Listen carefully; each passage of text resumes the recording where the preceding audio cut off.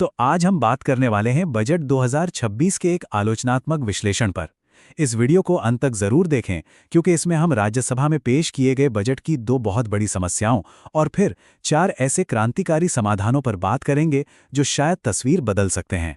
तो आज हम क्या क्या देखने वाले हैं? सबसे पहले हम बजट की दो बड़ी समस्याओं को समझेंगे, कैसे मध्य वर्ग को नजरअंदाज किया गया और भारत के सार्वजनिक स्वास्थ्य का संकट कितना गहरा है। इसके बाद हम समाधानों पर आएंगे जिसमें 4 बड़े सुधारों की बात होगी, जैसे ब्लॉकचेन से प्रॉपर्टी के झगड़े खत्म करना और पूरी अर्थव्यवस्था को एक नया रूप देना। ठीक है, तो चलिए शुरू करते हैं पहली और सबसे बड़ी आलोचना से। ये बजट कहीं ना कहीं देश के मिडिल क्लास, खासकर जो सैलरी पर काम करने वाला वर्ग है, उसकी उम्मीदों पर खरा नहीं उतर पाया। और ये बात बिल्कुल सीधी और सच्ची है। देखिए, देश का आम आदमी हो या नौकरी पेशा वर्ग, वो हर साल बजट का इंतजार करता है। एक उम्मीद होती है कि शायद टैक्स स्लैब में कुछ राहत मिलेगी या स्टैंडर्ड डिडक्शन थोड़ा बढ़ जाएगा। लेकिन सोचिए, महंगाई बढ़ती जा रही है, सैलरी वहीं की वहीं है, और इस बार भी हाथ लगी तो सिर्फ निराशा। अब जरा इन आंकड़ों पर गौर कीजिए, ये बहुत कुछ कहते हैं। भारत के इतिहास में काफी लंबे समय बाद ऐसा हुआ है कि आम लोगों ने कंपनियों से ज्यादा इनकम टैक्स भरा है। जी हां, आम लोगों ने मिलकर लगभग 11 लाख करोड़ रुपए का टैक्स दिया, जबकि बड़ी बड़ी कंपनियों ने दिया 9.8 लाख करोड़। इससे साफ पता चलता है कि टैक्स का बोझ मिडिल क्लास पर कितना ज्यादा है। ये जो सैंडविच वाली बात है ना, ये एकदम सटीक बैठती है। ये रूपक बहुत मजबूती से बताता है कि मिडिल क्लास की हालत क्या है। एक तरफ से बढ़ती महंगाई का दबाव है तो दूसरी तरफ से टैक्स का बोझ, और इन दोनों के बीच में वो पिस कर रह गया है। और ये दबाव आ कहां से रहा है, वो ये चार्ट साफ साफ दिखा रहा है।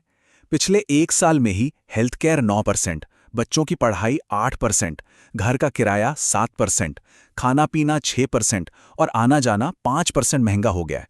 अब आप ही सोचिए, जब हर जरूरी चीज इतनी महंगी हो जाएगी तो कोई बचत कैसे करेगा। तो ये तो हुई मिडिल क्लास की बात। अब आते हैं दूसरी बड़ी चिंता पर, और वो है हमारा हेल्थ केयर सिस्टम, जिसके लिए बजट में पैसा बहुत ही कम रखा गया है। ये नंबर देखिए, सिर्फ 0.5%। भारत अपने पब्लिक हेल्थ पर अपनी जीडीपी का सिर्फ आधा प्रतिशत खर्च करता है। ये आंकड़ा सच में चौंकाने वाला है, खासकर तब जब हमारी अपनी राष्ट्रीय स्वास्थ्य नीति का लक्ष्य इसे 2.5% तक ले जाने का है। हम अपने ही लक्ष्य से कोसों दूर हैं। और जब हम इसकी तुलना दुनिया के दूसरे बड़े देशों से करते हैं तो तस्वीर और भी साफ हो जाती है। अमेरिका अपनी जीडीपी का 18% खर्च करता है, ब्रिटेन 12% और जर्मनी 13%। और हम कहाँ हैं? सिर्फ 0.5% पर। ये देश जानते हैं कि जान है तो जहान है, और ये फर्क साफ दिखता है। और इस कम फंडिंग का असर कहाँ दिखता है? वो हम सबको अपने आसपास के सरकारी अस्पतालों में दिखता है। सरकारी अस्पताल, जो हमारे हेल्थ केयर की रीढ़ हैं, आज जर्जर इमारतों, डॉक्टरों और स्टाफ की भारी कमी से जूझ रहे हैं। बेड और जरूरी उपकरण तक पूरे नहीं हैं। इलाज के लिए महीनों का इंतजार करना पड़ता है, और कई बार तो तब तक बहुत देर हो चुकी होती है। तो ठीक है, हमने समस्याओं की बात तो कर ली, लेकिन क्या कोई समाधान है? जी हां, इसी आलोचना में सिर्फ समस्याएं नहीं गिनाई गईं, बल्कि 4 ऐसे जबरदस्त सुझाव भी दिए गए जिनमें देश की दशा और दिशा दोनों बदलने की क्षमता है। चलिए अब एक एक करके इन्हें समझते हैं। इन 4 सुझावों में से जो पहला है वो तो सच में क्रांति ला सकता है। ये हमारी एक सदियों पुरानी समस्या, यानी जमीन और प्रॉपर्टी के झगड़ों को सुलझाने के लिए भविष्य की टेक्नोलॉजी ब्लॉकचेन का इस्तेमाल करने का प्रस्ताव है। जरा इस समस्या का आकार देखिए, 66%। हमारे देश में जितने भी सिविल केस चल रहे हैं उनमें से 2/3 सिर्फ और सिर्फ जमीन से जुड़े हैं। ये इतनी बड़ी संख्या है कि हमारी अदालतें इसके बोझ तले दबी हुई हैं। और हमारी मौजूदा व्यवस्था की हालत कुछ ऐसी है कि प्रॉपर्टी रजिस्ट्रेशन के मामले में हम दुनिया के 190 देशों में 133 नंबर पर हैं। 45% प्रॉपर्टीज का तो कोई साफ टाइटल ही नहीं है, और एक छोटे से विवाद को सुलझाने में ही औसतन 7 साल लग जाते हैं। तो इन सारी बीमारियों का एक ही इलाज है, एक नेशनल ब्लॉकचेन रजिस्ट्री। इसे आप एक ऐसी डिजिटल डायरी समझिए जिसमें हर प्रॉपर्टी की खरीद बिक्री का हिसाब किताब दर्ज हो। ये पूरी तरह से पारदर्शी होगी, रियल टाइम में अपडेट होगी, और सबसे बड़ी बात, इसके साथ कोई छेड़छाड़ नहीं कर सकता। और अगर ये सिस्टम लागू हो जाए तो इसके फायदे जबरदस्त होंगे। पहला, प्रॉपर्टी का टाइटल तुरंत वेरीफाई हो जाएगा, जिससे धोखाधड़ी रोकेगी। दूसरा, जमीन के झगड़े अपने आप बहुत कम हो जाएंगे। और तीसरा और सबसे अहम, मिडिल क्लास की जो संपत्ति इन विवादों में फंसी है वो अनलॉक हो जाएगी। वो आसानी से अपनी प्रॉपर्टी पर लोन ले सकेंगे। आपको शायद यकीन ना हो कि दूसरे देश इस मामले में हमसे कितना आगे हैं। स्वीडन में प्रॉपर्टी का लेन देन सिर्फ 1 दिन में हो जाता है और विवाद की दर महज 2% है।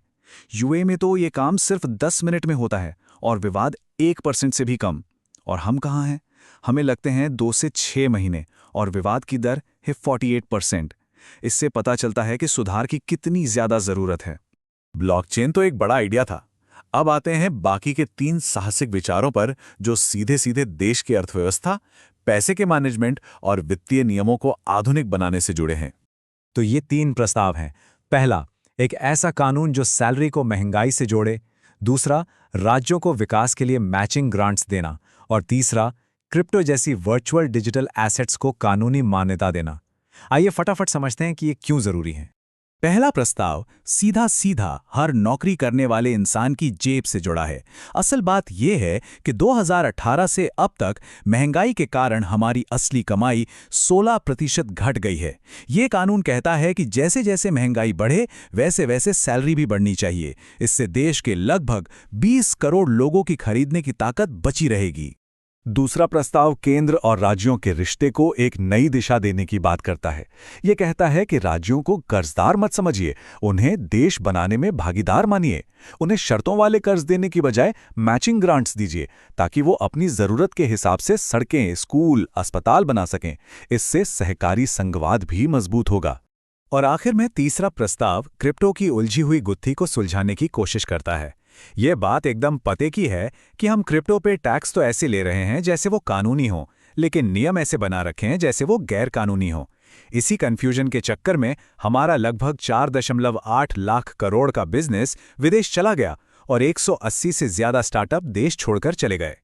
तो आखिर में सवाल यही उठता है कि क्या ये सुधार भारत की अर्थव्यवस्था का भविष्य तय कर सकते हैं?